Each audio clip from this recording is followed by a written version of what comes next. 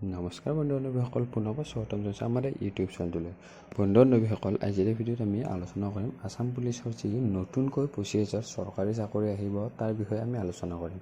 যিসকলে আসাম পুলিচত জইন কৰিম বুলি ভাবি আছিল বা অলপমান কাটঅফৰ বাবে যোৱাবাৰ চাকৰি নাপালে সেইসকলৰ বাবে ভাল খবৰ, কিয়নো এইবাৰ নতুনকৈ 25,000 চৰকাৰী চাকৰি দিব বা নতুনকৈ পুলিচৰ 25,000 চাকৰি দিব। আৰু ইয়াত দুটা নতুনকৈ বেটেলিয়ন গঠন কৰা হ'ব। AB UB লগতে SI থাকিবনে নাথাকে সেই গোটেই কথাবোৰ আজিৰ এই ভিডিঅ'ত আলোচনা কৰিম। লগতে আগতে ফিজিকেল হ'ব নে এইবাৰ ৰিটেন হ'ব, গোটেই কথাবোৰ আজিৰ এই ভিডিঅ'ত আমি আলোচনা কৰিম। তেনেহ'লে পলম নকৰাকৈ আপোনালোকে শেষলৈ ভিডিঅ'টো চাই থাকিব।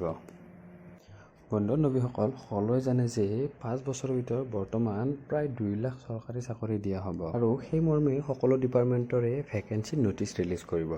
সেই সন্দৰ্ভতে আসাম পুলিচৰো 25,000 যে চৰকাৰী চাকৰি মুকলি কৰা হ'ব বা আসাম পুলিচৰ 25,000 চাকৰি যে মুকলি কৰা হ'ব তাৰ সন্দৰ্ভতো বৰ্তমানলৈকে অফিচিয়েলি জনাইছে। আৰু এই 25,000ত দুটা নতুনকৈ বেটেলিয়ন গঠন কৰা হ'ব, হয়তো আপোনালোকৰ দুটা নতুনকৈ প্ৰটেকশ্যন ফ'ৰ্চ গঠন কৰা হ'ব। এতিয়ালৈকে কোনো ধৰণৰ কনফাৰ্মেশ্যন অহা নাই। আমি আশা কৰিব পাৰোঁ যে নতুনকৈ দুটা বেটেলিয়ন গঠন কৰি লগতে AB UB লগতে SI আৰু বহুত একেলগে পদ মুকলি কৰিব। লগতে বৰ্তমানলৈকে কোনো ধৰণৰ এতিয়ালৈকে অফিচিয়েল নটিচ অহা নাই ফিজিকেল প্ৰথম হ'ব নে ৰিটেন হ'ব, কিন্তু খুব সম্ভৱ আগৰ দৰে প্ৰথমতে ফিজিকেল অনুষ্ঠিত কৰা হ'ব, তাৰপিছত ৰিটেন, তাৰপিছত আপোনালোকৰ ভাইভা এটা অনুষ্ঠিত কৰি আপোনালোকৰ ফাইনেল ৰিক্ৰুইটমেণ্টটো কমপ্লিট কৰা হ'ব। এনেকুৱা ধৰণৰ হোৱাৰ বহুত বেছি সম্ভাৱনা আছে। আপোনালোকে প্ৰথমে মিডিয়াৰ ক্লিপটো চাই লওক। কেৱল সিয়াই নহয়, আগন্তুক 5 বছৰৰ ভিতৰত ৰাজ্যত গঠন হ'ব অসম আৰক্ষীৰ দুটা নতুন বেটেলিয়নো, যাৰ জৰিয়তে কেৱল অসম আৰক্ষীৰ এই 2 বেটেলিয়নতে নিযুক্তি লাভ কৰিব 25,000 যুৱকে।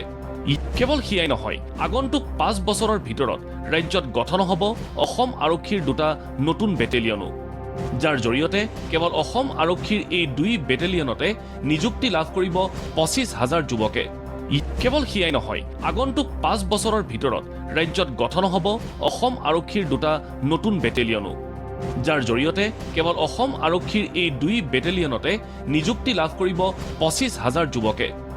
এই ক্লিপটোৰ বাহিৰে কোনো ধৰণৰ এতিয়ালৈকে অফিচিয়েল নটিচ ৰিলিজ কৰা নাই। আপোনালোকক অফিচিয়েল নটিচ ৰিলিজ কৰিলে জনাই দিয়া হ'ব। আপোনালোকে সেইবাবে আমাৰ চেনেলৰ লগত জড়িত হৈ থাকিব, বিভিন্ন ধৰণৰ আপডেটবিলাক পাই থাকিবৰ বাবে। লগতে আপোনালোকে যদি এতিয়াও আমাৰ হোৱাটছআপ গ্ৰুপত জইন হোৱা নাই, তেনেহ'লে আপোনালোকে আমাৰ হোৱাটছআপ গ্ৰুপত জইন হৈ থাকিব বিভিন্ন ধৰণৰ আপডেটবিলাক পাই থাকিবৰ বাবে। তেনেহ'লে আজিলৈ ইমানখিনিয়ে আছিল। পুনৰবাৰ আপোনালোকক নতুন ভিডিঅ' এটাৰ সৈতে নতুন ইনফৰমেশ্যন এটা লগ পাম। আজিলৈ ইমানে, ধন্যবাদ। জয় অসম।